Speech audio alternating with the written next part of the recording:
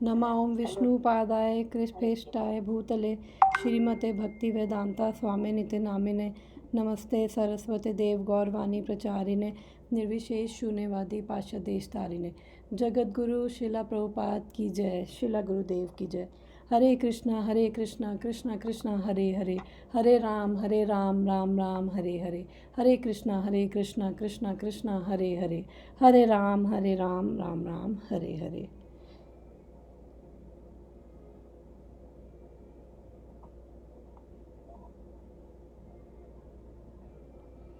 हरे कृष्णा। तो last time मैंने summary दी थी, याद है? हाँ। मैं वहीं से कंटिन्यू करती हूँ, पूरी नहीं दी थी, ओवरव्यू दिया था मैंने लास्ट टाइम। पीपीटी खोलती हूँ। जो अर्जुन के 4 रीजन ना लड़ने के थे और 5वां रीजन था कि इनडिसीजन था कि उसे दुख हो रहा था कि मैं नहीं लड़ना। उसके बाद उसने सरेंडर कर दिया। 5वां रीज़न उसका था, उसको नहीं पता कि उसको क्या करना है। नहीं, 5वां रीज़न उसका था इनडिसीजन, यानी कि कोई डिसीजन नहीं ले पा रहा, मैं लड़ाई करूँ ना करूँ, मैं क्या करूँ। वो बहुत कंफ्यूज था, बहुत परेशान था। फिर उसके बाद वहाँ से सेकंड चैप्टर की शुरुआत होती है। ठीक है, सरेंडर कर दिया।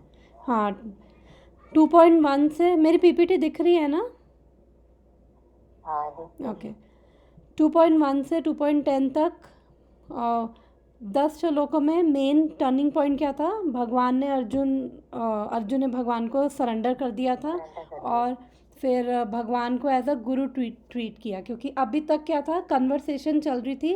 मैंने बताया था कि बड़ी फॉर्मल कन्वर्सेशन जैसे फ्रेंड्स के बीच में होती है, लेकिन जब एक गुरु और शिष्य की जो कन्वर्सेशन होती है वो एक सीरियस लेवल पे होती है।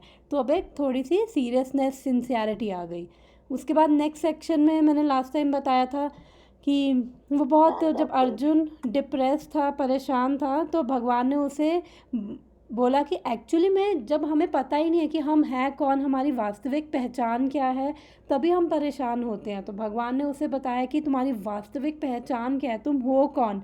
और फिर बताया कि जो आत्मा है वो एटर्नल है, सनातन है, वो उसका ना कोई अंत है ना कोई उसकी बिगनिंग है, वो पहले भी थी, इस शरीर के बाद भी रहेगी, और उसकी एक अस्तित्व हमेशा रहेगा आत्मा का। और जो शरीर है वो टेम्परेरी है। मैं शॉर्ट में बता रही हूँ कि लास्ट टाइम ये सब एक्सप्लेन कर दिया था। बता दिया।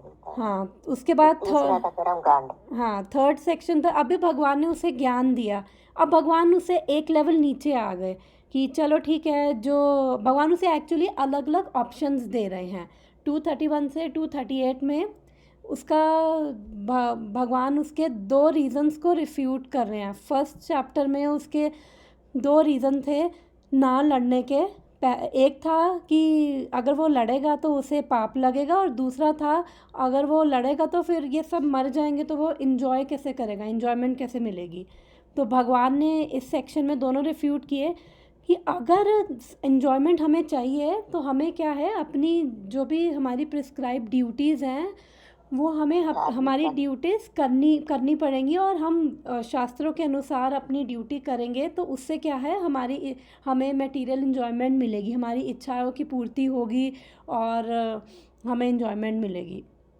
तो भगवान का कहने का मतलब था कि अगर ज्ञान के लेवल पे नहीं सोच सकते तो एटलीस्ट ये है कि एटलीस्ट शास्त्रों में तो विश्वास करके शास्त्रों के अकॉर्डिंग अगर हम अपने कर्म करते हैं तो उससे क्या होगा कि हमें हमारी इच्छाएं जो भी है पूरी होंगी, और हमें अपनी ड्यूटीज़ नहीं छोड़नी है। बेसिकली हमें इन्जॉयमेंट चाहिए तो शास्त्रों के अकॉर्डिंग हम अपने ड्यूटीज़ को करते हुए इन्जॉयमेंट पा सकते हैं।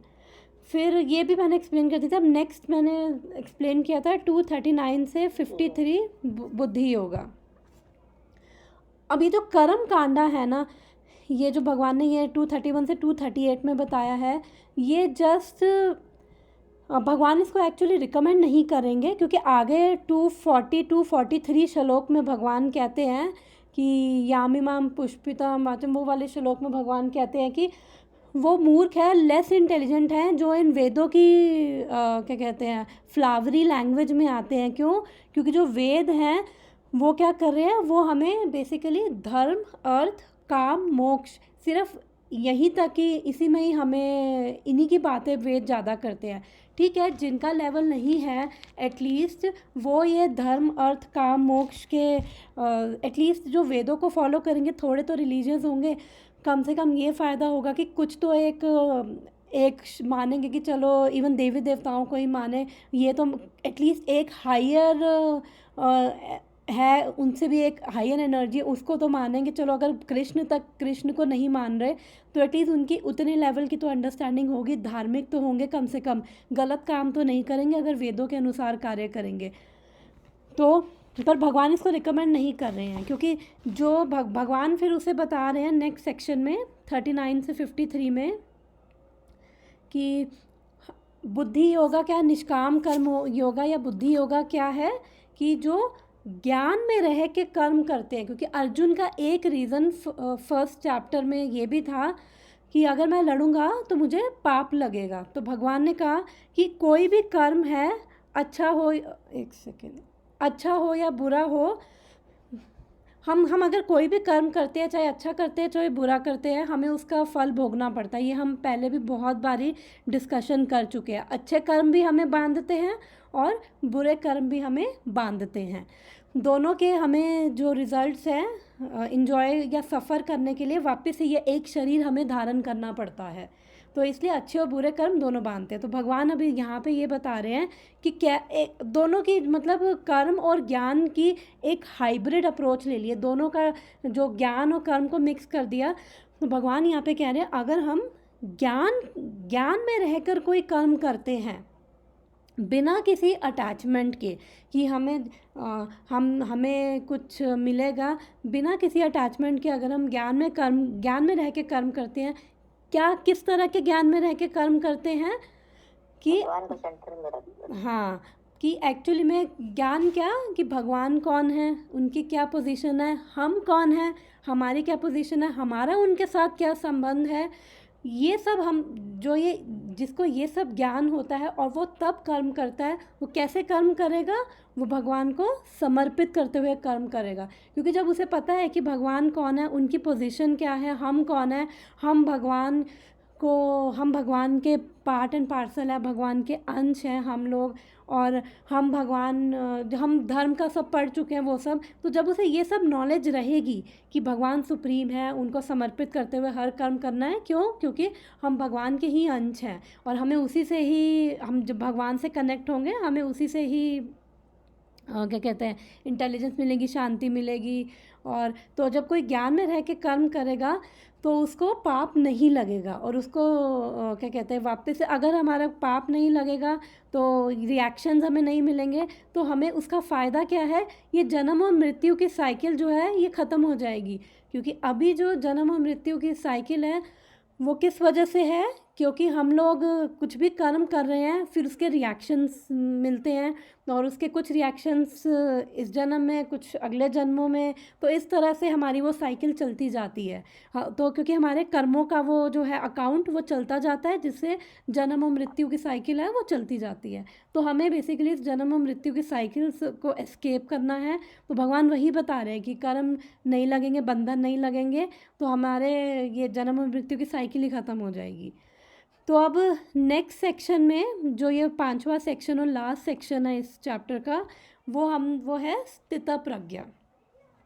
अब जब भगवान उसको ये बुद्धि योगा के बारे में बता रहे थे कि जब हम ज्ञान में रहकर कर्म करते हैं, कैसे कर्म करते हैं, हर कर्म भगवान को समर्पित करते हुए करते हैं। कि कर्म हम अपने नॉर्मल ही कर रहे हैं, ऑफिस जा रहे हैं, खाना खा रहे हैं, लेकिन हर कर्म किस कॉन्शियसनेस में, कृष्णा कॉन्शियसनेस, यानी कि कृष्ण के भावनामृत होकर, जैसे हम खाना खा रहे हैं तो भोग लगा के एज अ प्रसाद खा रहे हैं, ऑफिस का काम कर रहे हैं तो हम उस कॉन्शियसनेस में कर रहे हैं कि ये हम अपनी तरफ से बेस्ट कर रहे हैं, और भगवान को जो भी कर रहे हैं भगवान को समर्पित करते हुए कर रहे हैं। तो हर कर्म हम कर रहे हैं, हमें अपने भगवान उसे बार बार यही कह रहे हैं। जब ज्ञान दिया था उसे तब भी भगवान ने बोला कि तुझे अपनी ड्यूटी करनी है, और तू क्षत्रिय है तो तेरी ड्यूटी क्या है, लड़ाई करना।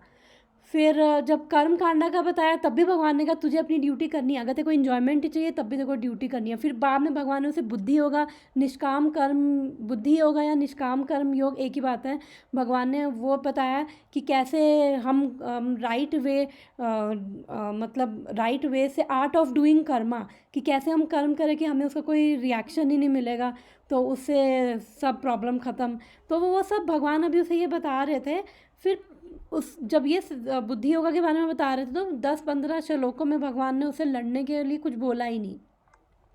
तो फिर अर्जुन सोच रहा था, ये सेक्शन जब शुरू हुआ तो अर्जुन ये सोच रहा था, अच्छा कि जो ऐसा होगा कोई व्यक्ति जो बुद्धि जो ये निष्काम कर्म योगा कर रहा है, यानी कि ज्ञान में रहकर कर्म कर रहा है समर्पित करते हुए, तो फिर उसके उसके 4 क्वेश्चंस थे कि उसके क्या लक्षण होंगे, और मैं वो निकालती हूँ, उसके क्या लक्षण होंगे, वो कैसे बोलता होगा, बैठता होगा, चलता होगा। तो उसके कुछ क्वेश्चंस थे अर्जुन के।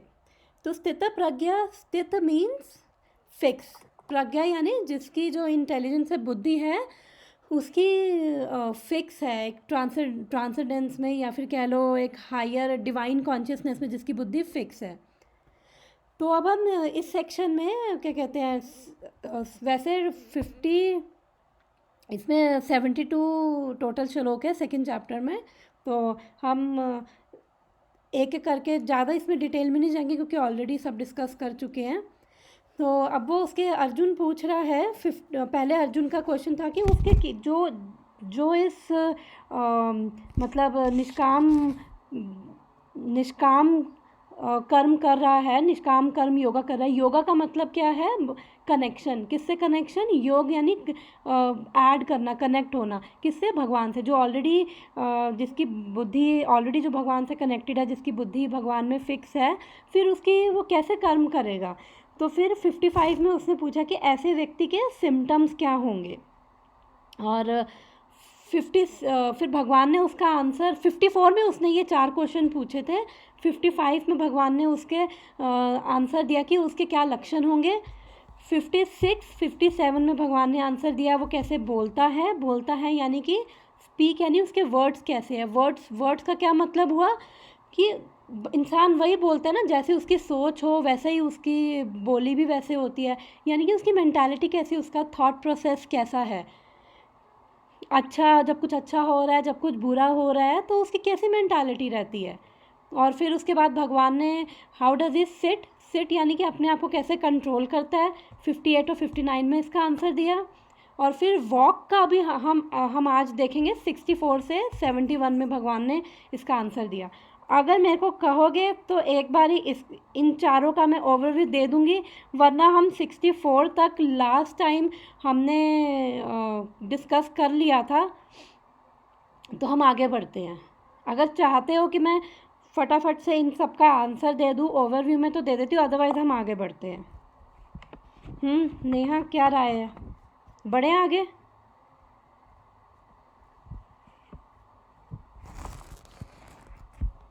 ये पता चल ही गया सारा। हाँ आगे पढ़ लो। ठीक है हम आगे बढ़ते हैं फिर।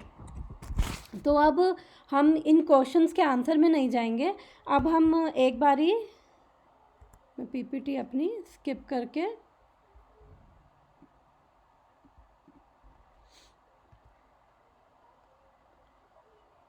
तो बेसिकली 59 में उसने सिट का भी आंसर दे दिया था भगवान ने उसको, कि कैसे वो अपने आप को सेंसेस को वो कंट्रोल करता है।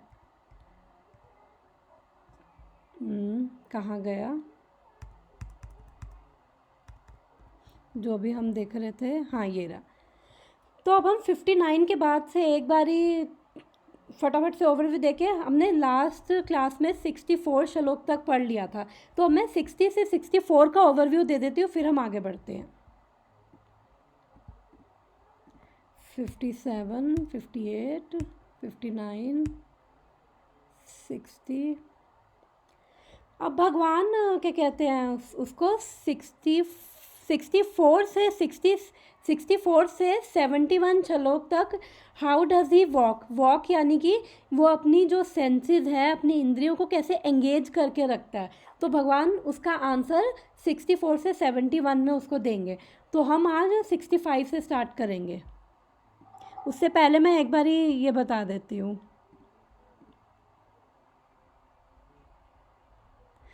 ओके, 59 तक तो भगवान ने सिट का आंसर दिया था।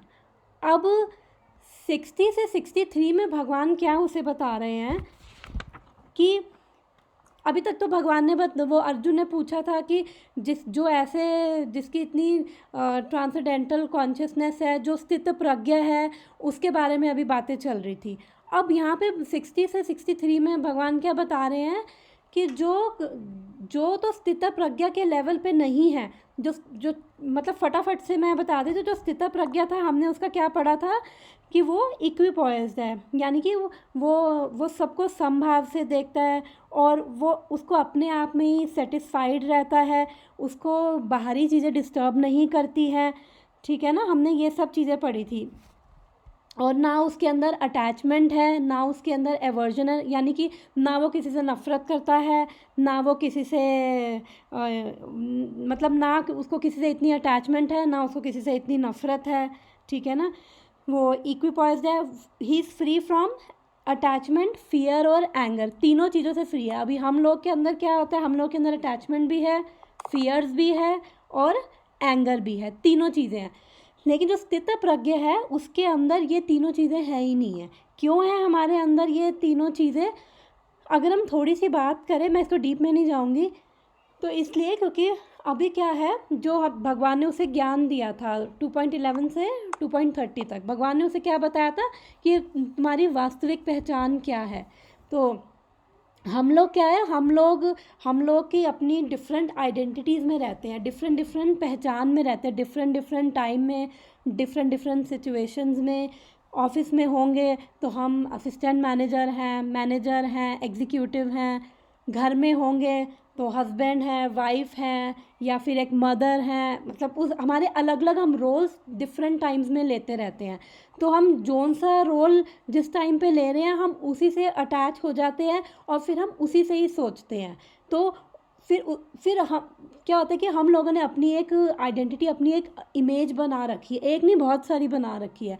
तो जब हमारी वो इमेज जब वो क्रैश होती है, जब उस पर हमें लगता है कि हमारी इमेज को कोई क्या कहते हैं, थ्रेटन हम फील करते हैं हमारी इमेज को लेकर, तो हमें गुस्सा आता है क्योंकि हम उससे अटैच हैं।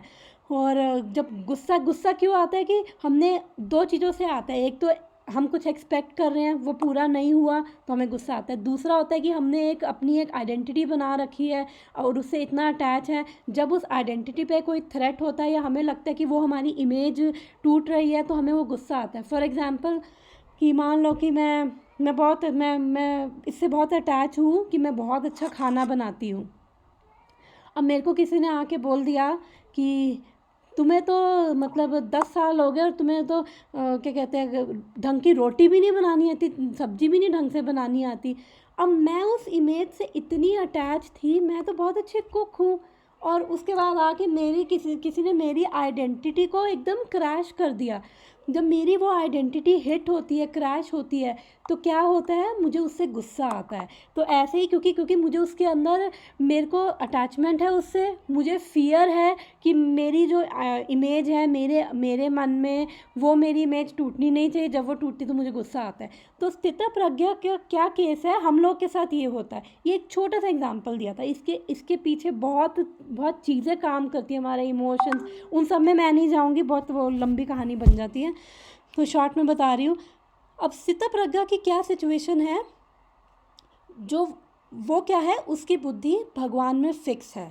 ठीक है ना, जब भगवान में उसकी बुद्धि फिक्स है, क्यों कैसे फिक्स हो गई, क्योंकि उसको पता है कि उसकी वास्तविक पहचान क्या है।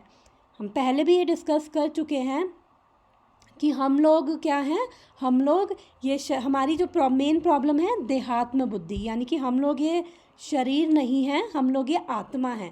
भगवत गीता हमें ये बताती है, भगवान हमें ये बताते हैं। तो हम लोग आत्मा हैं। और आत्मा है वो अलग अलग शरीर धारण कर रही है बिकॉज ऑफ हमारे अपने कर्मों की वजह से हमें अपने कर्म भोगने हैं, ठीक है ना, अलग अलग हम रोल्स ले रहे हैं।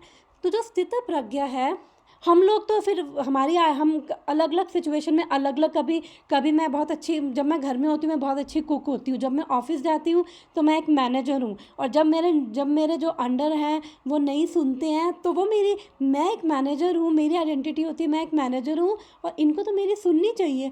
जब वो नहीं सुनेंगे तो भी मेरी आइडेंटिटी क्रैश होने लगती है, तो फिर क्या होता है, मुझे गुस्सा आता है। तो ये एक एग्जांपल्स दे रही हूँ। तो ऑफिस में मेरी अलग आइडेंटिटी, ठीक है। अब मैं शादीशुदा हूँ, मैं एक वाइफ भी हूँ, एक मदर भी हूँ, तो अलग अलग आइडेंटिटीज़ हमारी रहती है। जब जब वो आइडेंटिटीज़ पे हमें थ्रेट आता है तो हम लोग तब हमारी अटैचमेंट, हमारे फियर, हमें एंगर आता है उन चीज़ों की वजह से। स्थित प्रज्ञा के साथ ये नहीं है, क्योंकि वो अपनी रियल आइडेंटिटी में है, अपनी रियल कॉन्स्टिट्यूशनल पोजीशन में है। क्योंकि अभी हम लोग भगवत गीता जिस दिन पढ़ते हैं, संडे को पढ़ते हैं, तो हमें संडे को याद आता है कि हम ना ये शरीर नहीं है, हम ये आत्मा है। हमें संडे को ये याद आ जाता है कभी कभी, और फिर जैसे ही ये क्लास ख़त्म होती है हम अपनी आइडेंटिटीज़ में वापस चले जाते हैं। जो भी हमारी आइडेंटिटी है, एक सास की, एक इसकी, हम आइडेंटिटीज़ में वापस जाते हैं और उसके बाद हम भूल जाते हैं। चलो एटलीस्ट भगवान की दया से हमें थियोटिकली तो पता है कि क्या है, क्योंकि थियोटिकली पता होना भी ज़रूरी है। धीरे धीरे जब हम थियोटिकली पता होगा, हम उस चीज़ को अवेयर होंगे, हम जब बार बार सुनेंगे शास्त्र, तो हमें भगवान की कृपा होगी और हमें वो रियलाइजेशन होने लग जाएगा, वो प्रैक्टिकली फील होने लगेगा। तो स्थित प्रज्ञा क्या है, वो इन आइडेंटिटीज़ में नहीं है। उसको पता है कि मैं भगवान का पार्ट एंड पार्सल हूँ, मैं भगवान का अंश हूँ, और जो मैं भगवान का अंश हूँ, और मेरा क्या काम है, मेरा काम है भगवान की सेवा करना। भगवान की सेवा कैसे, जो मैंने बताया कि हर कर्म करते हुए, हर कर्म भगवान को स्थित प्रज्ञा तो खैर इससे भी ऊंचे लेवल पे है, लेकिन स्टिल अभी हम अपने लेवल पे ये समझ सकते हैं कि उसको पता है। वो हो सकता है स्थित प्रज्ञा भी हमारे जैसा ही हो, कि ऑफिस जाता हो, घर में मतलब रिश्तेदारों से भी मिलता हो, इधर उधर बाहर जा रहा है, सामान लेने जा रहा है, लेकिन उसकी फ़र्क क्या है, केवल कॉन्शियसनेस में फ़र्क है। हमारे और स्थित प्रज्ञा की केवल कॉन्शियसनेस, केवल चेतना में फ़र्क है। क्योंकि वो ये सब काम करते हुए भी वो भगवान को हर काम में सेंटर में रख के समर्पित करते हुए कर रहा है, क्योंकि उसे पता है कि मैं कौन हूँ, मैं एक आत्मा हूँ, और मैं भगवान का अंश हूँ। और आत्मा, हमने जो पढ़ा था सनातन धर्म के बारे में, धर्म प्रभुपाद ने ट्रांसलेट किया था कि इंग्लिश में धर्म को रिलीजन कह सकते हैं। रिलीजन मतलब रिलीजन को कैसे ट्रांसलेट करेंगे, फेथ हमारी चेंज हो सकती है। आज हम हिंदू हैं, कल हम सिख हो गए, पारसी हो गए, कुछ भी हो सकते हैं, लेकिन हमारा धर्म नहीं चेंज हो सकता। धर्म का मतलब, जैसे नमक का क्या धर्म है, नमकीन। चीनी का क्या धर्म है, मीठा। अब नमक हमेशा नमकीन ही रहेगा, उसका धर्म है, चीनी मीठी ही रहेगी। पानी का धर्म क्या है, लिक्विडिटी। ऐसे ही हम क्या है, सोल है, तो सोल का क्या धर्म है, भगवान की सेवा करना। और हम भगवान के अंश, भगवान की सेवा करना, ये हमने पढ़ा था, जस्ट एक रिमाइंड करवा रही हूँ। तो ऐसे ही स्थित प्रज्ञा को पता है, उसको नॉलेज है, उसको भगवान की, क्योंकि उसकी इंटेलिजेंस, अभी हम आगे पढ़ेंगे, बहुत अच्छे श्लोक पढ़ेंगे, उसकी इंटेलिजेंस फिक्स है। जो हम पीछे पढ़ के आए हैं, उसकी इंटेलिजेंस फिक्स है। तो उसको ये ज्ञान है कि वो आत्मा नहीं है। तो वो सोल प्लेटफॉर्म पे स्थित प्रज्ञा काम करता है। सोल प्लेटफॉर्म यानी कि वो सबको समभाव से देखता है, वो उसको किसी में डिफरेंस नहीं करता कि ये अच्छा है, ये बुरा है, ये जानवर है, ये अमीर है, ये गरीब है। स्थित प्रज्ञा सबको इक्वल लेवल पे देख रहा है, क्योंकि वो एज अ सोल सबको देख रहा है।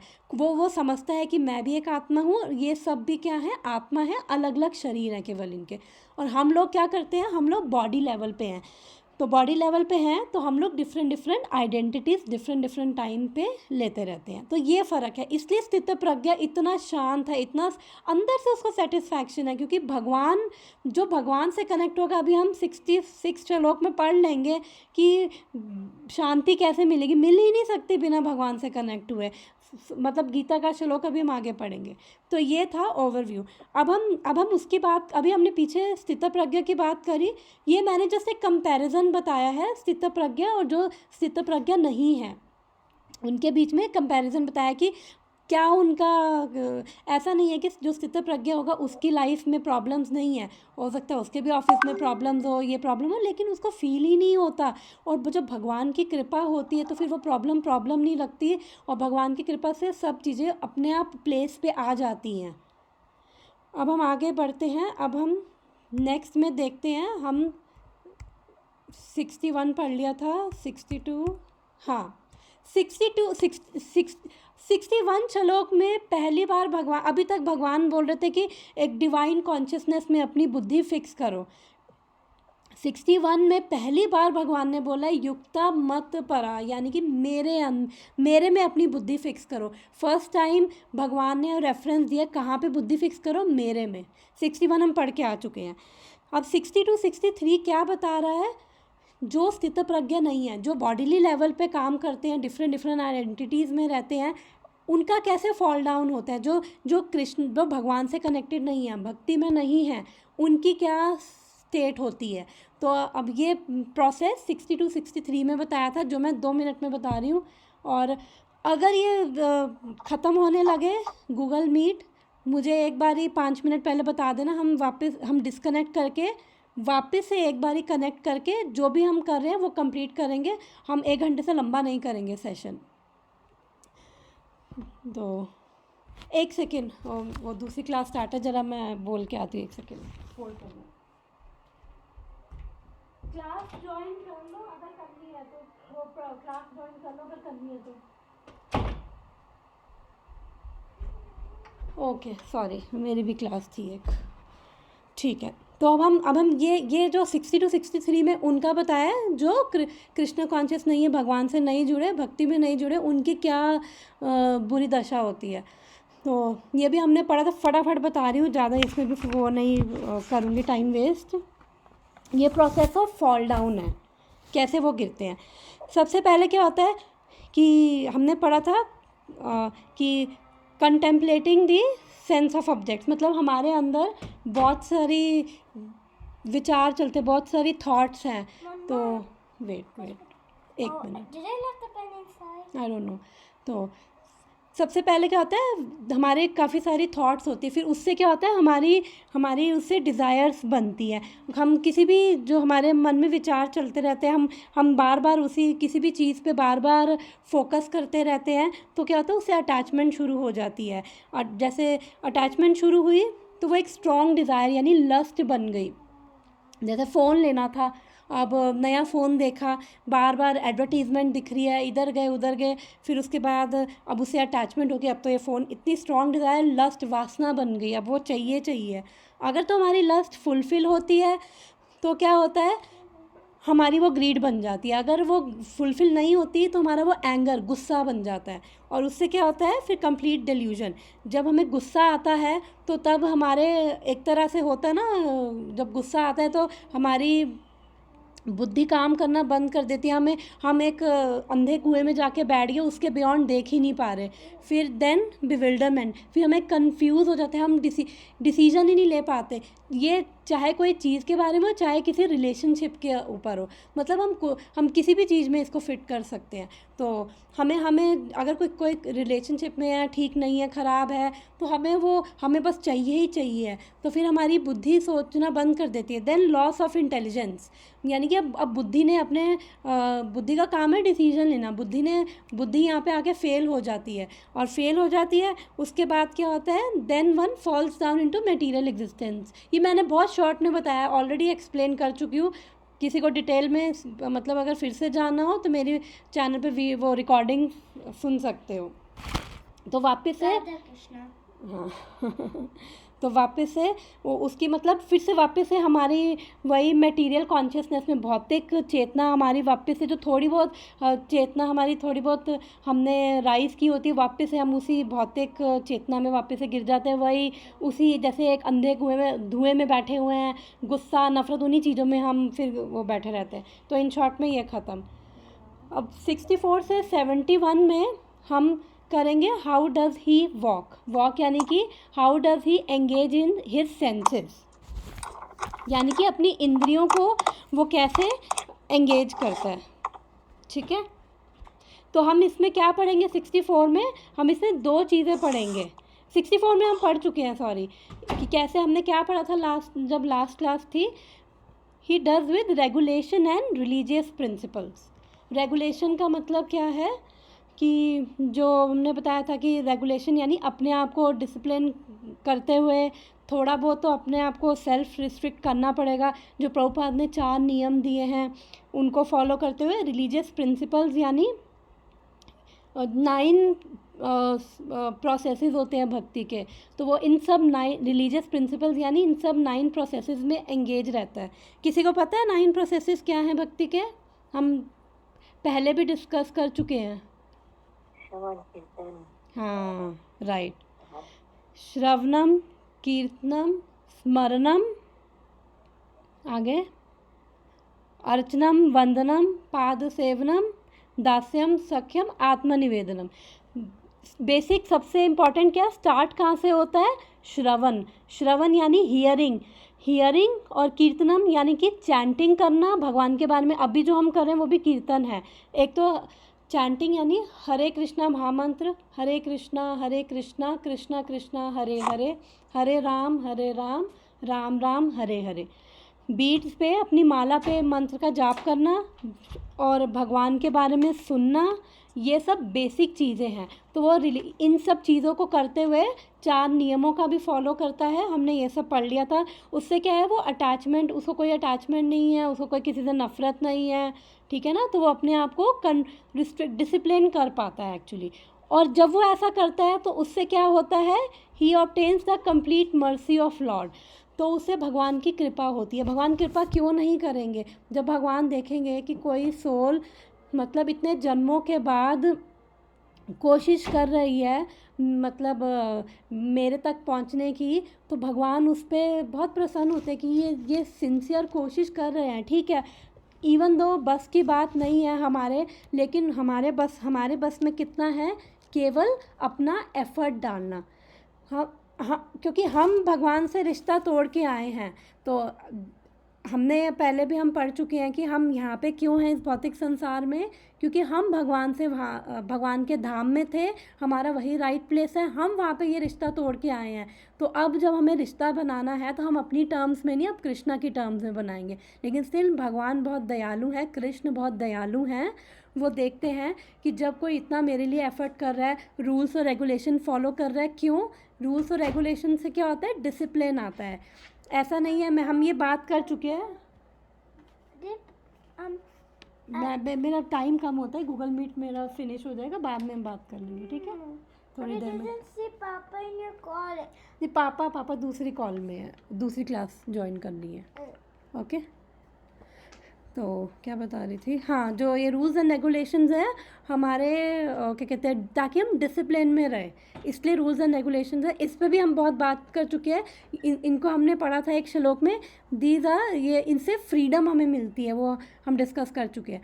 तो अब जब कोई ऐसे करता है, जब रूल्स और रेगुलेशन फॉलो करता है और रूल्स रेगुलेशंस और रिलीजियस प्रिंसिपल फॉलो करता है, जो हमने 64 में पढ़ा था, तो उससे क्या होता है, मेन चीज़ ही ऑब्टेन्स, उसको क्या होता है, भगवान की कृपा मिलती है, ठीक है ना। अब हम 65 में क्या पढ़ेंगे कि जब भगवान की कृपा होती है तब क्या होता है। पहले हम 65 को पढ़ लेते हैं। 65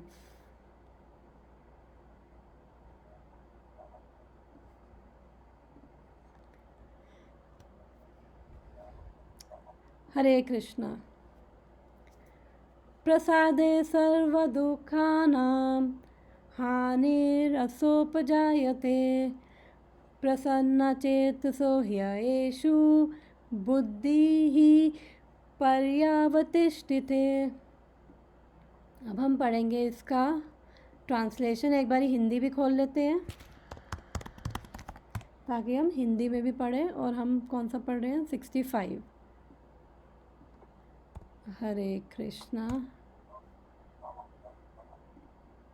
ओके, ये ट्रांसलेशन है, मैं पढ़ देती हूँ।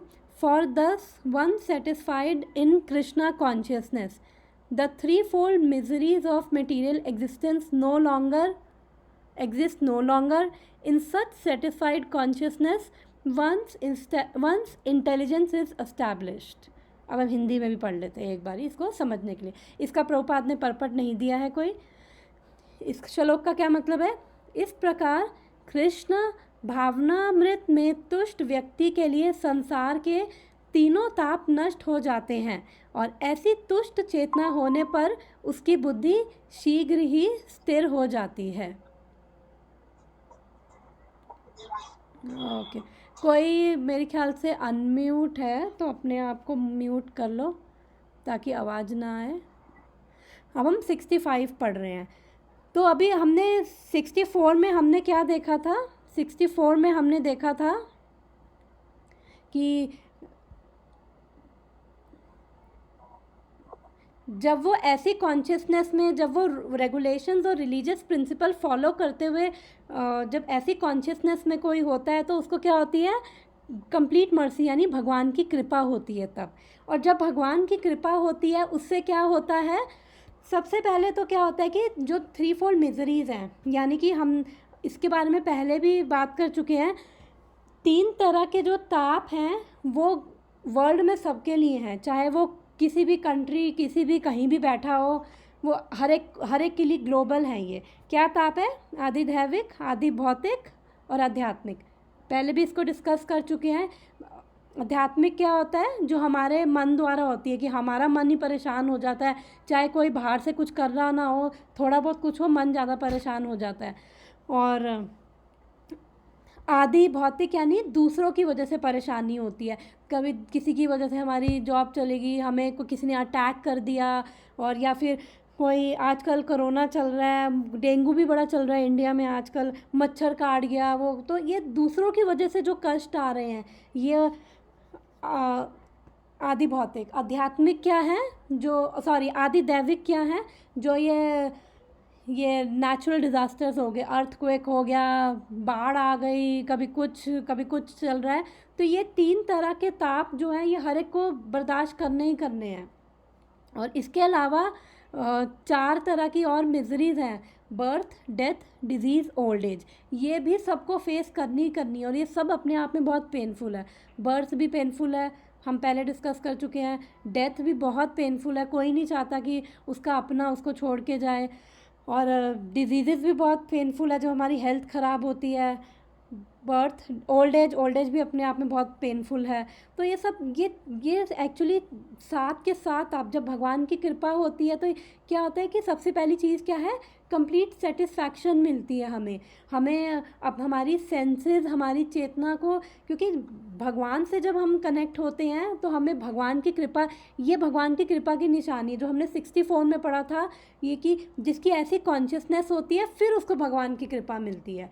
तो उस भगवान की कृपा मिलने से क्या होता है? ये 3 मिजरीज़ नहीं एग्जिस्ट करती। और इंटेलिजेंस क्या होती है उसकी? जो अभी क्या है कि हमारी बुद्धि, हम लोगों के साथ क्या होता है कि हम लोगों की जो बुद्धि है वो स्टेबल नहीं है, उसके अंदर इतनी क्षमता नहीं है कि सही और गलत के बीच में फ़र्क कर सके। लेकिन जब भगवान की कृपा होती है वो बुद्धि, क्योंकि क्या होता है, हम जितना हम शास्त्रों से कनेक्ट रहेंगे, भगवान से कनेक्ट रहेंगे, तो उतनी हमारी इंटेलिजेंस क्या होती है? फिक्स होती है। क्यों?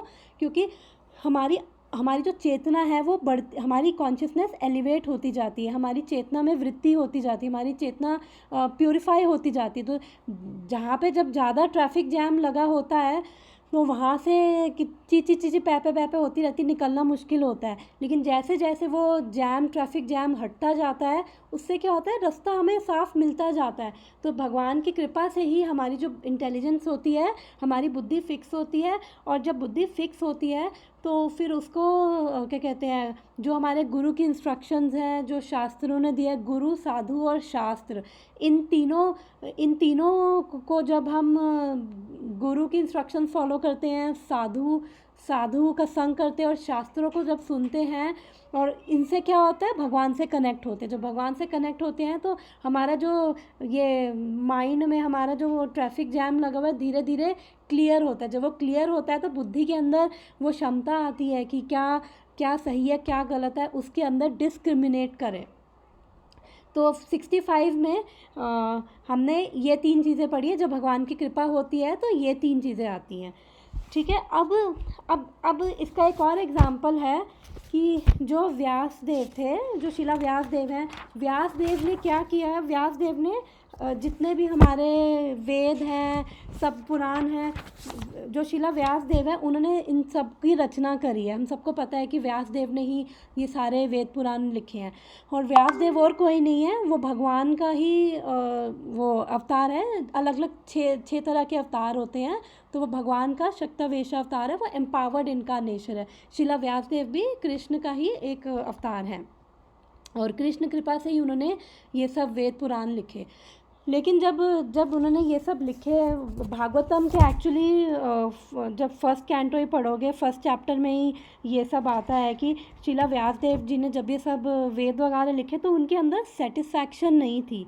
और फिर उसके बाद उन्होंने, जब नारद मुनि उनके गुरु हैं, तो जब हम कौन सा कर रहे हैं, हम 65 कर रहे हैं।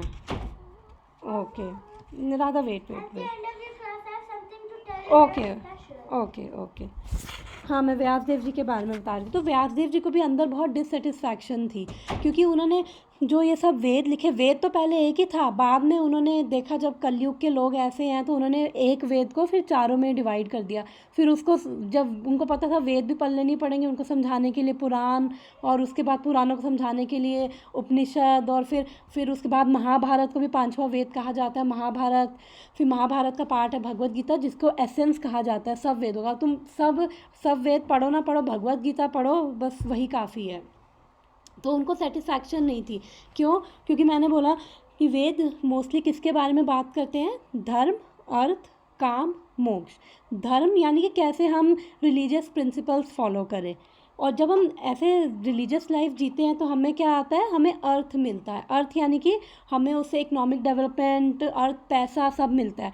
और फिर उससे क्या होता है, काम, हमारी जो जितनी भी इच्छाएं हैं वो हम पूरी कर पाते हैं। और फिर उसके बाद फिर इच्छाएं पूरी होगी, फिर अब क्या बचा, और जब इच्छाएं पूरी हो गई, सब हो गया, तो एक मोक्ष। लेकिन इससे ज़्यादा हमारे जो वेद हैं वो आध्यात्मिक, वो भगवान के बारे में वो इतना उनके अंदर नहीं है। तो फिर जब इतने वो डिससेटिस्फाइड थे अपने हार्ट में, सोचो जो इतने इंटेलिजेंट है, जिन्होंने वो वेद लिखे, तो उनका क्या लेवल होगा। हम लोग को तो पढ़ के ही समझ नहीं आते, उन्होंने ये सब लिखा है, रियलाइजेशन से लिखा है, प्रैक्टिकली उन्होंने फील करके लिखा है। तो जब वही सेटिस्फाइड नहीं, तो हम कैसे, जब ये सब पढ़ेंगे हम कैसे सेटिस्फाइड होंगे। फिर उन्होंने, फिर जब नारद मुनि ने बताया कि तुमने ये सब बातें तो लिख दी हैं, लेकिन अब तुमने भगवान की ग्लोरीज, भगवान के पास टाइम्स, वो सब नहीं लिखे, तो फिर उन्होंने जब श्रीमद् भागवतम लिखी तब जाके उनको सेटिस्फैक्शन मिली। यानी कि जब उन्होंने वो कनेक्शन भगवान सा जो उनका मिसिंग था, जब उन्होंने वो उस पर काम किया, तब जाके उनको सेटिस्फैक्शन मिली। तो ऐसे ही ये 65, मतलब कहने का पर्पज़ ये था, जब तक हम भगवान से कनेक्ट नहीं होंगे सेटिस्फैक्शन नहीं मिलेगी। अब 66 में अब यही बात कर रहे हैं। टाइम, अच्छा, तो वो दिखा रहा है क्या, टाइम दिखा रहा है वो? नहीं, टाइम नहीं दिखा रहा, वैसे बता। टाइम दिखाया तो मुझे बताना, हम एक बार ही डिस्कनेक्ट करेंगे। अभी मेरे को नहीं पता कितना टाइम बचा है। 66 हो गए। ओके ठीक है, अगर वो टाइम दिखाना शुरू करे ना मुझे बताना है, एक बार ही डिस्कनेक्ट करके जो मैं बता रही हूँ वो कंप्लीट करके फिर हम क्लास ख़त्म कर देंगे। अगर ये ख़त्म होता है तो एक बार ही वापस सेम लिंक पे सारे ज्वाइन कर लेना। अब मैं वापस आती हूँ। 65 हो गया, 66 पे चलते हैं। 66, हाँ ये बहुत अच्छा शुरू हो गया। पता नहीं, मेरे को भी इतनी बार मैंने ये चैप्टर पढ़ा, पर ये मेरी नज़रों से बिल्कुल ऐसा लगा कि आज मैं इसको पढ़ रही हूँ। 66, नास्ति बुद्धिरयुक्तस्य न च युक्तस्य भावना न चाभावयता शांतिर अशांतस्य कुतः सुखम। Translation: One who is not connected with the Supreme can have neither transcendental intelligence nor a steady mind, without which there is no possibility of peace. And how can there be any happiness without peace? एक बारी दोबारा हिंदी में पढ़ते हैं, फिर इसको देखते हैं क्या, ये मैं नहीं, ये भगवान बोल रहे हैं। जो कृष्ण भावनामृत में परमेश्वर से संबंधित नहीं है, उसकी ना तो बुद्धि दिव्य होती है, ना ही मन स्थिर होता है, जिसके बिना शांति की कोई संभावना नहीं है। शांति के बिना सुख हो भी कैसे सकता है। हरे कृष्णा। यहाँ पे भगवान बोल रहे हैं कि यहाँ पे क्या कहना चाह रहे हैं कि अगर हम भगवान से कनेक्टेड नहीं हैं, one who is not connected, जो कनेक्टेड नहीं है उसके अंदर ट्रांसेंडेंटल इंटेलिजेंस नहीं है, दिव्य उसके अंदर बुद्धि नहीं है, ना ही उसका माइंड शांत है, और जिसकी वजह से उसके मन में जब माइंड ही स्थिर नहीं है, जब मन ही इधर उधर भटक रहा है, तो फिर शांति कहाँ से मिलेगी, और जब शांति नहीं मिलेगी तो हैप्पीनेस कहाँ से मिलेगी।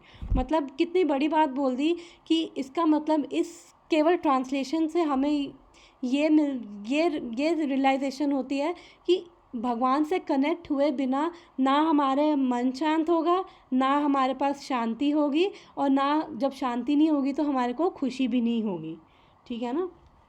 तो यहाँ पे ये साफ भगवत गीता बोल रही है। इसका मतलब जैसे भी हमारी सिचुएशन हो, हमें हर सिचुएशन में भगवान से कनेक्ट होना है। क्यों? आई थिंक टाइम हो रहा है क्या? टाइमर चला?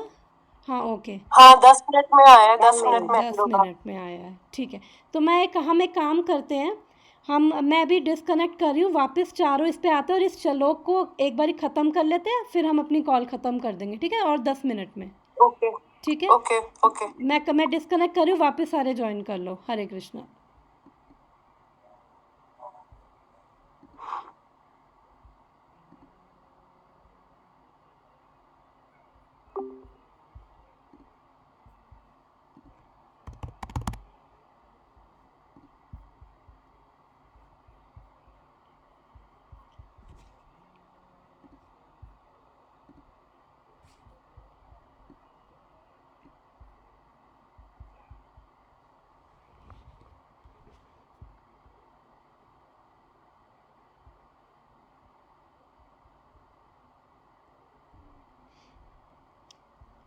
हरे कृष्णा कृष्णा कृष्णा हरे हरे, हरे राम राम राम हरे हरे।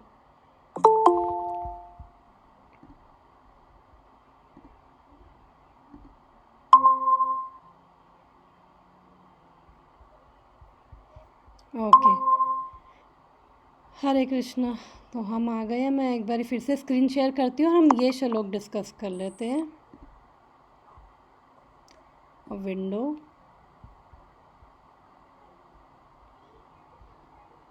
ये कौन सी विंडो आ रही है? ओके, नहीं, एक मिनट, टैब।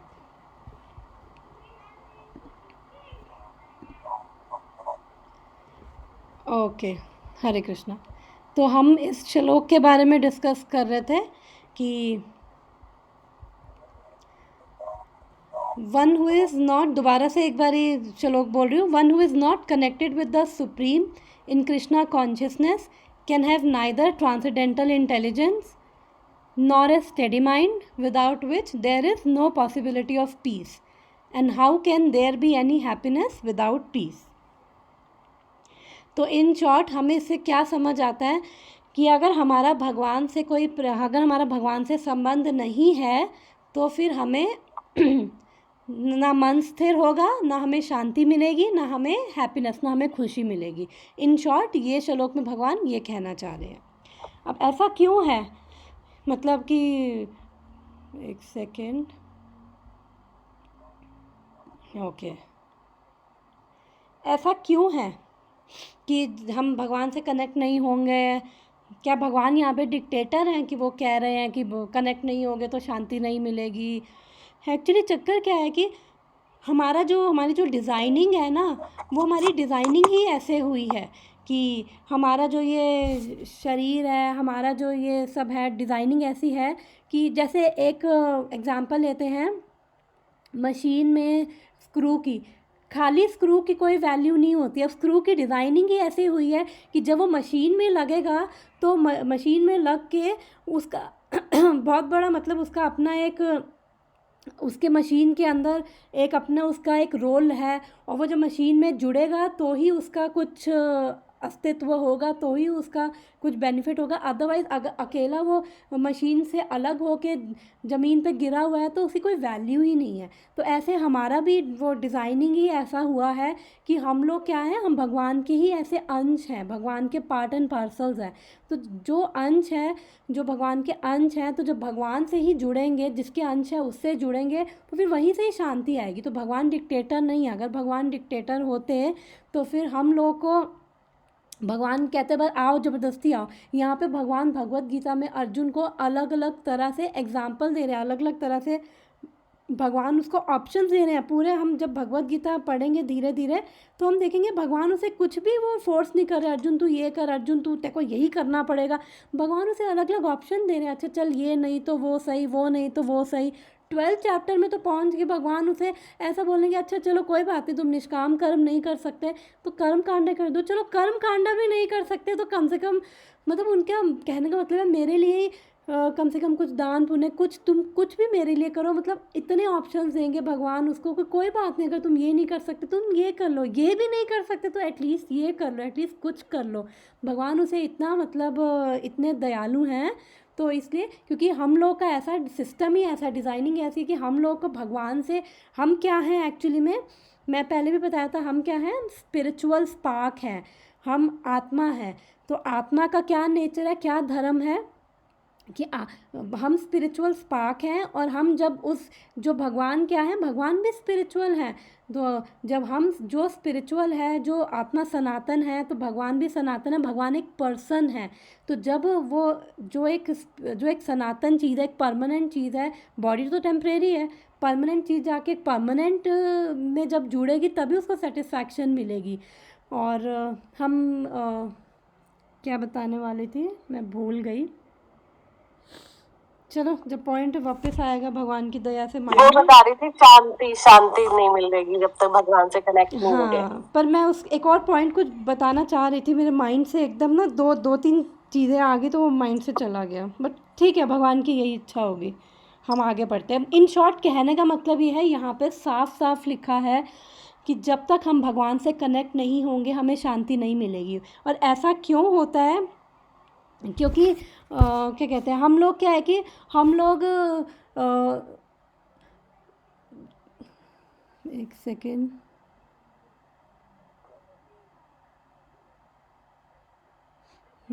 ओके चलो ये बाद में बता दूंगी। और हम पीछे श्लोक में तो पढ़ के आ ही चुके हैं कि जब जो भगवान से कनेक्टेड है, जो कृष्णा कॉन्शियसनेस में है और भगवान की जिस पे कृपा है, फिर उसका मन भी स्थिर होगा। तो जो लोग, इसका मतलब जो लोग मन स्थिर नहीं है, क्योंकि अभी हम इतना भगवान के बारे में जानते नहीं हैं, हम लोग को इतना आइडिया नहीं है भगवान क्या है। तो जैसे होता है ना कि हम किसी के बारे में सुनते हैं कि इसी हम भौतिक संसार में अगर मान लो कि किसी ने अब किसी की शादी होने वाली है, तो वो लड़की सुन रही है, उसके घर वाले बता रहे हैं कि लड़का तो बहुत ही सुंदर है देखने में, वो ये करता है, उसके पास अपना बहुत बड़ा घर है, और क्या कहते हैं, उसके पास ये है, उसके पास कार है, उसके ये गुण हैं। तो जब हम सुनते हैं ना, जैसे अब किसी को शादी भी करने की सुनते हैं ना, सुनने में ही हमें इतना अटैचमेंट और हमें एक ऑटोमेटिकली प्रेम जागृत होने लग जाता है। अच्छा हाँ, फिर हमें लगता है हाँ बस इसी से ही शादी करनी है। ये तो जैसे एक छोटा सा एग्जाम्पल है। ऐसे ही सुनना बहुत ज़रूरी है। जितना हम सुनेंगे ना भगवान के बारे में, उतना ही हम लोग को हम भगवान के बारे में कुछ नहीं जान सकते जब तक भगवान हमें नहीं बताएंगे। भगवान हमारी केवल कोशिश देखते हैं, जब भगवान देखते हैं कि ये कोशिश कर रहा है, मेरे बारे में जानना चाहता है, तो भगवान अपने आप को प्रकट करते हैं, अपने आप को प्रकट करते जाते हैं। हमें अपने आप क्या कहते हैं, रियलाइजेशंस होती जाती है प्रैक्टिकली। वो स्पिरिचुअल एक अंदर एक सेटिस्फैक्शन की फीलिंग आने लग जाती है, एक स्पिरिचुअल टेस्ट, एक वो मतलब हमारे हार्ट में वो सब चीज़ें हमें फ़ील होने लग जाती है, कंटेंटमेंट, हमें सेटिस्फैक्शन फ़ील होती है, और हमें और भगवान से जुड़ने और भक्तों से जुड़ने का मन करता है। जितना हमारा भगवान के बारे में सुनने का मन करे, भक्तों से जुड़ने का मन करे, इसका मतलब कहीं ना कहीं हमें वो टेस्ट आ रहा है, तभी तो हम भगवान के बारे में सुनना चाहते हैं। और ये भी भगवान की ही कृपा है कि हम उनके बारे में सुनना चाहते हैं। क्योंकि हर कोई भगवान कृष्ण तक नहीं पहुंच सकता है। तो जो कृष्ण तक नहीं पहुंच सकता है, फिर उसके लिए योगा लैडर भगवान जो ये बताते हैं कि चलो कोई नहीं, कर्म कांड कर लो। फिर 3rd चैप्टर में भी हम आगे देखेंगे ये कि चलो एटलीस्ट जानवरों की ज़िंदगी मत जियो, ठीक है, थोड़ा बहुत देवी देवताओं में ही चलो विश्वास कर लो, ये यज्ञ कर लो, वो कर लो, ये कर लो, कि चलो जो, क्योंकि हर एक का लेवल, हर कोई कृष्ण तक नहीं पहुंच सकता। हर एक की डिफरेंट कॉन्शियसनेस है, डिफरेंट चेतना है, तो हर कोई कृष्ण तक नहीं पहुंच सकता। लेकिन हर एक चीज़ भगवान 15.15 में कहते हैं कि ये वेदों को जानने का पर्पस केवल मेरे तक पहुंचना है।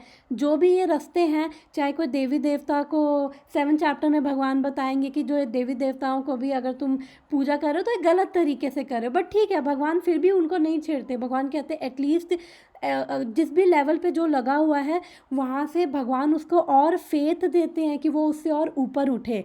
एटलीस्ट किसी ना किसी लेवल पे लगा तो है, धीरे धीरे सीढ़ियाँ चढ़ के कृष्ण तक पहुँचेगा। अब हम लोग बहुत फॉर्चुनेट हैं कि हम लोग कृष्ण के बारे में जानने की कोशिश कर रहे हैं, हम भगवत गीता पढ़ने की कोशिश कर रहे हैं, और हम भगवान से संबंध बनाने की सोच रहे हैं। हम एक्चुअली जानना चाहते हैं। हम जितना भगवान के बारे में जानने की हमारे अंदर इच्छा होगी, उतना भगवान हमारे को बताएंगे, उतना ये चीज़ें भगवत गीता हमें समझ आएगी। नहीं भी समझ आती तो भी कोई टेंशन नहीं है, तो भी हमें स्टिल, हम जब ये सुनते भी हैं, क्योंकि ये क्या है, भगवान की वाणी है, अपने आप में इतनी ट्रांसेंडेंटल है, हमारे जीवन में से मतलब अपना ही हमारा जो कॉन्शियसनेस की क्लीनिंग ये कर रही है, चाहे हमें समझ आए चाहे ना आए। इतनी स्ट्रॉन्ग वाइब्रेशंस हैं, हमारी चेतना की क्लीनिंग, हमारे हार्ट की प्यूरिफिकेशन चल रही है, चाहे हमें रियलाइज़ ना हो।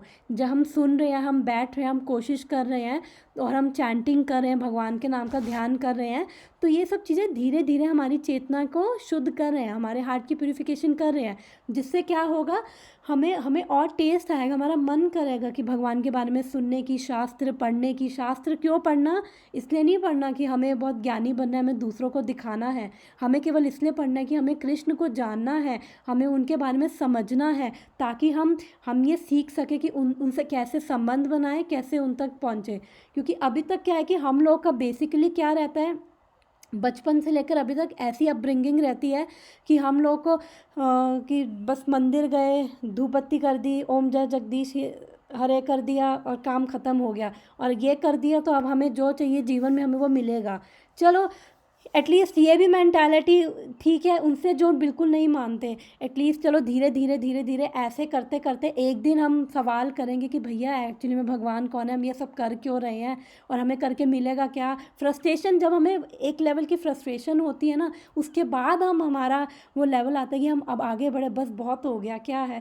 ऐसा सबके साथ होता है, जो ऐसे फ्रस्ट्रेट होता है ना, बस बहुत हो गया, एक्चुअली में भगवान कौन है, भगवान के बारे में जो सच्ची में जानना चाहता है, फिर भगवान उसकी मदद करते हैं। तो इस केवल ट्रांसलेशन पढ़ के ही मतलब इतनी पॉजिटिविटी मिलती है कि हम जहाँ पे लगे हुए हैं ना, हम बिल्कुल ठीक जगह पे लगे हैं, क्योंकि यहाँ पे भगवान स्वयं कह रहे हैं कि अगर मेरे से कनेक्ट हो गए तो मन की शांति भी होगी, और हमारी बुद्धि भी स्थिर होगी, हमें पीस भी मिलेगा। अब पढ़ते हैं इसमें प्रभुपाद क्या कह रहे हैं। Unless one is in Krishna consciousness, there is no possibility of peace. Prabhupada यहाँ पे बोल रहे हैं, जब तक हम भक्ति में नहीं जुड़ेंगे, कृष्ण से नहीं जुड़ेंगे, तब तक शांति मिलेगी नहीं, तब तक भूल जाओ शांति को। So it is confirmed in the 5th chapter.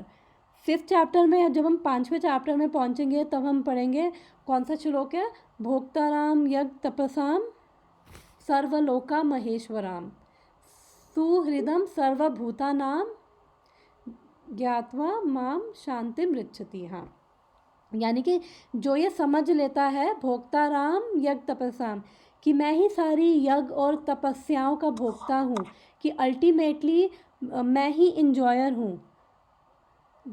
भोक्ताराम यज्ञ तपस्याम सुहृदम सर्वभूतानाम, कि मैं ही सबका वेल विशर हूँ। एक तरह से भगवान क्या कहना चाह रहे हैं कि मतलब जितने भी यज्ञ करे, तपस्या करे, अल्टीमेटली उनका मैं उनका भोक्ता हूँ, मैं ही कंट्रोलर हूँ सबका, मैं ही प्रोप्राइटर हूँ। जो ये समझ लेता है, मैं ही सबका वेल विशर हूँ एक्चुअली में। आगे भगवान बताएंगे कि जो 3rd चैप्टर में हम थोड़ा पढ़ेंगे कि जो लोग भगवान से जेलसी फील करते हैं उनका क्या होता है, जो लोग भगवान की इंस्ट्रक्शन फॉलो करते हैं वो सब भगवान बताएंगे। तो जो जो ये समझ लेता है कि अल्टीमेटली भगवान की कृपा से ही सब कुछ हो रहा है, भगवान ही सब कुछ है, और जो ये सब समझ के करता है वही हमारे वेल विशर हैं। जो ये सब समझता है अल्टीमेटली वो पीस पाता है। जब हम 5th चैप्टर पे पहुंचेंगे इसको बहुत डिटेल में डिस्कस करेंगे, अभी जस्ट ऊपर ऊपर से बताया।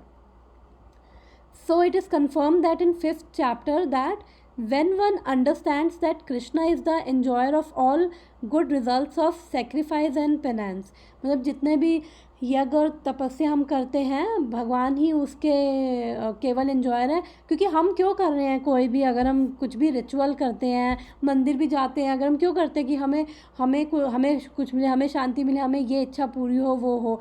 अल्टीमेटली जब हम ये जानेंगे कि अल्टीमेटली भगवान ही एंजॉयर हैं, that he is the proprietor of all universal manifestations. कौन सा कर रहे हैं 66।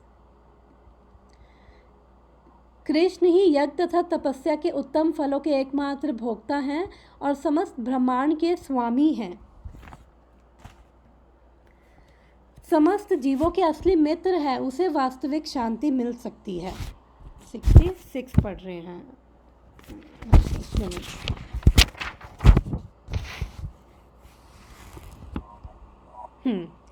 यदि कोई कृष्ण भावनामृत में नहीं है तो उसके मन का कोई अंतिम लक्ष्य नहीं हो सकता है। मन की चंचलता का एकमात्र कारण अंतिम लक्ष्य का अभाव है। जब मनुष्य को यह पता चलता है कि कृष्ण भोक्ता हैं, स्वामी हैं तथा सबके मित्र हैं, तो स्थिर चित्त होकर शांति का अनुभव किया जा सकता है। अतएव जो कृष्ण से संबंध न रखकर कार्य में लगा रहता है वह निश्चय ही सदा दुखी और अशांत रहेगा, भले ही वह जीवन में शांति तथा आध्यात्मिक उन्नति का कितना ही दिखावा क्यों ना करे। कृष्ण भावनामृत स्वयं प्रकट होने वाली शांतिमय अवस्था है जिसकी प्राप्ति कृष्ण के संबंध में हो सकती है। तो इससे अल्टीमेटली यहाँ पे क्या है कि क्या कहना चाह रहे हैं प्रभुपाद कि हम सब क्या है अपने आप में, मैंने वो बताया है कि हम सब क्या है अपने आप में मिनी कंट्रोलर्स बनना चाहते हैं। हम सब चीज़ों को कंट्रोल करना चाहते हैं, चाहे कोई वो रिश्ते हो, चाहे कोई वो चीज़ें हो, हम सब ये सब कंट्रोल करना चाहते हैं। हम चाहते हैं कि हम जो चाहते हैं दूसरे वैसा करें, वैसे बिहेव करें, वैसे वो जो हम चाह रहे हैं वैसा हो, ठीक है ना। हम अपने आप में मिनी कंट्रोलर बनना चाहते हैं, हम हर चीज़ को एंजॉय करना चाहते हैं, हम चाहते हैं कि हमें एंजॉयमेंट मिले। तो यहाँ पे ये क्या कह रहे हैं कि अल्टीमेटली जो एंजॉयर कौन है, कृष्ण है। जब हम ये समझते हैं कि एक्चुअली में हम लोग बिल्कुल भी कंट्रोलर नहीं हैं, कंट्रोलर कौन है, कृष्ण है।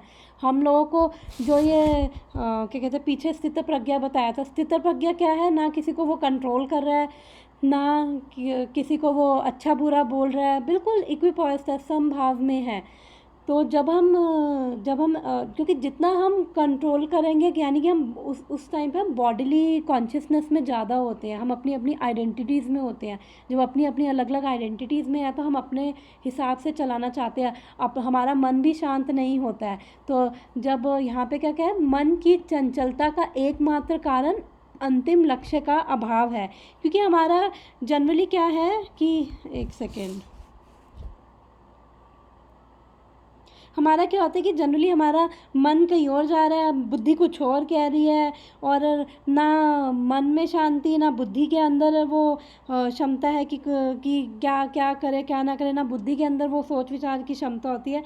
तो इसलिए हम लोग इसी में ही हमारा वो सब बीत जाता है। क्योंकि हम लोग क्या है, हम लोग जब मोस्टली अपनी बॉडीली कॉन्शियसनेस में रह के हर चीज़ करते हैं।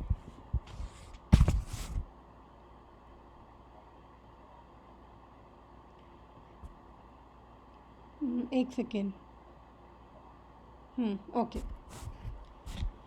मैं क्या बता रही थी, हाँ, क्योंकि हमारा जैसे अब जो लोग काम कर रहे हैं बड़े पैशनेट है अपने काम करने के लिए, और हमको ये बनना है वो बनना है, अच्छी बात है, मतलब हमें पैशनेट होना चाहिए, ऐसी बात नहीं है कि, बट लेकिन हम अपना काम कर रहे हैं तो हमें भगवान को हम पीछे 2nd चैप्टर में पढ़ चुके हैं कि हमारी 2 तरह की ड्यूटीज़ होती हैं।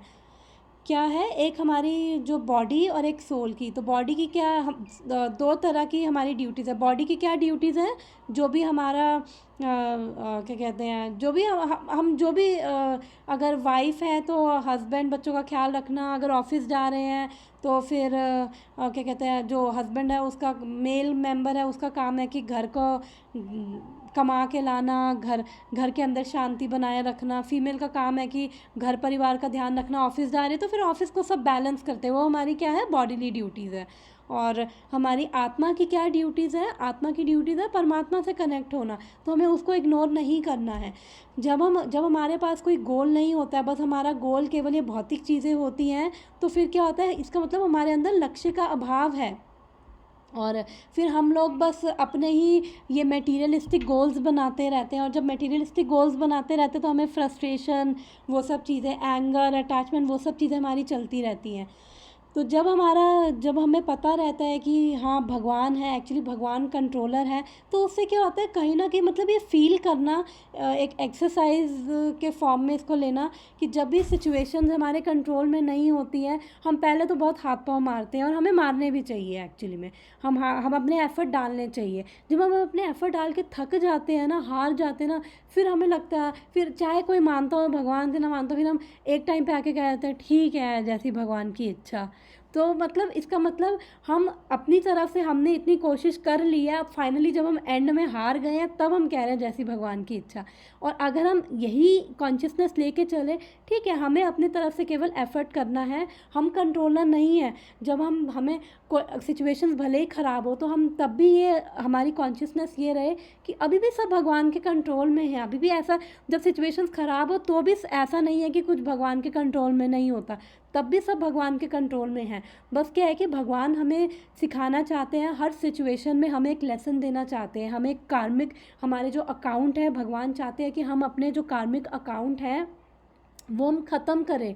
और हम ख़त्म कैसे करेंगे, जब हम सीखेंगे कि उस सिचुएशन में हमारे लिए क्या बेस्ट है, क्या हमें लेसन मिल रहा है। जब हमें वो समझ आ जाएगा कि अच्छा इस सिचुएशन में मेरे लिए ये लेसन था, मुझे ऐसे नहीं ऐसे करना है, तो उससे क्या होता है, धीरे धीरे हमारे अंदर प्यूरिफिकेशन होती है। क्योंकि और हमें भगवान में विश्वास बढ़ता है। भले ही सिचुएशन ख़राब हो, हर ख़राब सिचुएशन भी हमें, अगर हम हर ख़राब सिचुएशन को भी एक एज अ अपॉर्चुनिटी ले कि क्या उससे भी हम भगवान से कनेक्ट हो पाएँ, उसमें भी एज अ अपॉर्चुनिटी लेके कि ये भी भगवान की कृपा से ही ऐसी सिचुएशन आई है। हाँ हमारे, और हम उसको ऐसे ले, हाँ ये हमारे जो भी कर्म थे वो हमारे सामने आए हैं, लेकिन फिर भी हम उसको नेगेटिविटी में या दूसरों को ब्लेम में ना जाकर, अगर हम उसको एज अ भगवान की कृपा लेके उसमें भी अगर हम देखें इसके अंदर मेरा क्या लेसन है, तो क्या होगा कि जब हम अपना वो कर्म का, जो मैंने कर्मा का ये जो 2 सेशंस लिए थे, थोड़ा सा अधूरा रह गया था, एक सेशन और लेना था आधा घंटे का,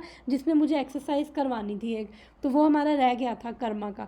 तो बेसिकली जब हम अपने लेसन सीख जाते हैं तो फिर हमारे कर्म भी, हमारे जो कर्म आ रहे हैं, हमें केवल हमारे लेसन सिखाने आ रहे हैं, और हमें वो एक अपॉर्चुनिटी दे रहे हैं कि हम भगवान से कनेक्ट हो, चाहे वो ख़राब कर्म भी हो। तो अगर हम ख़राब सिचुएशन को भी एज अ भगवान की मर्सी लेके चले कि भगवान की कृपा से ही आई है, और सब कुछ भगवान के कंट्रोल में है, तो अपने आप ही मन में शांति होगी ना। हमें केवल अपना एफ़र्ट डालना है, हमें 100% एफ़र्ट डालना है। ये नहीं कि ठीक है अब हम कुछ नहीं कर रहे, बस बैठ गए, अब भगवान ही करेगा, नहीं नहीं, हमें अपना एफ़र्ट डालना है। भगवान तो देखेंगे, जब हम अपने लेसन सीखेंगे, अपना एफ़र्ट डालेंगे, और जितना ख़राब सिचुएशंस में भी भगवान से कनेक्ट होंगे ना, उतना मन में शांति आएगी। एक गोल बना के चलेंगे ना कि हाँ है, भगवान है, और भगवान ही कंट्रोलर है, हम कंट्रोलर नहीं है। क्योंकि हम जितना कंट्रोल करते हैं ना, हम उतना फ्रस्ट्रेट होते हैं, उतनी हमें एक्सपेक्टेशन होती है। एक और मुझे पॉइंट याद आ गया, स्थित प्रज्ञ और हम नॉर्मल लोगों में क्या डिफरेंस है, कि जो ऐसा नहीं है कि स्थित प्रज्ञा को परेशानी नहीं आ रही, लेकिन स्थित प्रज्ञा जो है वो एक्सपेक्टेशन नहीं कर रहा है। अगर उसने किसी की मदद करी है तो वो एक्सपेक्ट नहीं कर रहा है कि इसको भी मेरी मदद करनी चाहिए, स्थित प्रज्ञा नहीं एक्सपेक्ट कर रहा। लेकिन हम लोग एक्सपेक्ट करते हैं, हमने इसके साथ अच्छा किया, अब इसको भी मेरे साथ वो करना चाहिए, फिर हम परेशान हो जाते हैं, वो सब चीज़ें। तो हम लोग जो भी, कोई भी अगर जस्ट गलत हो रहा है, तो हम सोचे कि ये सब लोग केवल हमारे कर्मा के इंस्ट्रूमेंट्स हैं, कि क्योंकि कोई भी बुरा, कोई भी वो नहीं है, बस हर कोई हमें बस कर्मा का इंस्ट्रूमेंट्स है। अगर हमारी ऐसी कॉन्शियसनेस होती है और हम भगवान से कनेक्ट हो, भगवान से हम मांगे कि भगवान, कि अभी हम लोग का वो लेवल नहीं है कि हम स्थित प्रज्ञा के लेवल पे पहुंच के कोई फ़र्क नहीं पड़ रहा, तो हम लोग क्या कर सकते हैं, इसमें हमें क्या सीख है, क्या लेसन है, हम भगवान से मांगे। हम जब भी ऐसे सिचुएशन ख़राब हो और हमारा बिल्कुल मन भी ना करे भगवान से कनेक्ट होने का, भगवान गालियाँ भी देने का मन करे, तो भी हम भगवान से मांगे कि भगवान अभी हमें नहीं समझ आ रहा कि ये हमें नहीं समझ आता कि क्या लेसन दे रही है, तो हम भगवान से मांगे कि हमें आप इतनी इंटेलिजेंस दो कि हम इस सिचुएशन को हैंडल कर सके इंटेलिजेंटली, और आप हमें इसमें क्या सिखाना चाहते हो, आप हमें वो रिवील करो। जब आप हमें वो बताओगे हमें क्या सीखना है ऐसी सिचुएशन में, तो हम उसको समझेंगे, और हमारी जब प्यूरिफिकेशन होगी, और उससे और इस सिचुएशन में भी हम भगवान से मांगे कि भगवान आप इतनी कृपा करो कि ऐसी सिचुएशन में भी आपसे हम कनेक्टेड रहे, आपसे हमें इंटेलिजेंस मिले, आपसे हमारा प्रेम बढ़े ऐसी सिचुएशन में भी। जब हम ऐसी प्रार्थना करेंगे, ऐसी कॉन्शियसनेस रखेंगे, तो भगवान डेफिनेटली हमारी मदद करते हैं। भगवान उस सिचुएशन में हमारे मन में शांति, हमारे को एक इंटेलिजेंस देंगे कि कैसे हम उस सिचुएशन को हैंडल करें, और इस सिचुएशन को इंटेलिजेंटली हैंडल करते हुए कैसे उस सिचुएशन से हम बाहर निकलें। तो वो भगवान की कृपा से ही होता है। अदरवाइज़ जो जिसके ऊपर भगवान की कृपा नहीं होगी, या जो भगवान से नहीं जुड़ेगा, फिर वो जो हमने 62 63 में पढ़ा था, उसका फॉल डाउन, कैसे उसका फॉल डाउन होता है, और फिर उसका मन भी स्थिर नहीं है, बुद्धि भी स्थिर नहीं है, मन कहीं और बुद्धि कहीं और बस उसका तो फिर जो हमने घोड़े वाला एग्जाम्पल लिया था, उसके तो सारे घोड़े गड्ढे में गिर जाते हैं। अतएव जो कृष्ण से संबंध ना रखकर कार्य में लगा रहता है, वह निश्चय ही सदा दुखी और अशांत रहेगा। ये मैं नहीं कह रही, ये भगवत गीता कह रही है। भले ही वह जीवन में शांति तथा आध्यात्मिक उन्नति का कितना ही दिखावा क्यों ना करे। कृष्ण भावनामृत स्वयं प्रकट होने वाली शांतिमय अवस्था है। कृष्ण, दोबारा से बता रही हूँ, कृष्ण भावनामृत स्वयं प्रकट होने वाली शांतिमय अवस्था है। तो हमें ज़्यादा कुछ एफर्ट नहीं करने, हमें बस भगवान से प्रार्थना करनी है, वो हमें इंटेलिजेंस दे कि कैसे हम भगवान से कनेक्ट हो। अगर हमें नहीं समझ आता, नहीं पता चलता, हम उसके लिए भी भगवान से प्रार्थना कर सकते हैं, जिससे हमें भगवान इंटेलिजेंस देंगे। और अपनी तरफ से हमें एफर्ट करना है कि हमें जो श्रवण, जो ये 9 प्रोसेसेस है भक्ति की, हम उसको फॉलो करें, श्रवण करें, कीर्तन करें, स्मरण करें, अर्चनम करें, वंदनम करें, ठीक है ना। फिर वो बात किस चीज़ है, फिर जिसकी प्राप्ति कृष्ण के संबंध से हो सकती है। आई थिंक इसमें इतना ही है।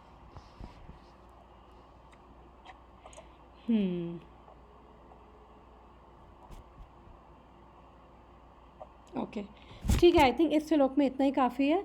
तो आज की क्लास हम यहीं पे ही ख़त्म करते हैं। उसके बाद हम 67, ये छोटा सा है, ठीक है, हम नेक्स्ट टाइम करेंगे। आज के लिए बहुत हो गया, तो मैं ये स्क्रीन शेयरिंग बंद करती हूँ और प्रेजेंटेशन स्टॉप। तो thank you everyone, thank you for joining. अगर तो किसी का कोई क्वेश्चन है तो हम बात कर सकते हैं, अदरवाइज हम अपनी पीपीटी आज अपनी ये क्लास एंड करते हैं। हरे कृष्ण।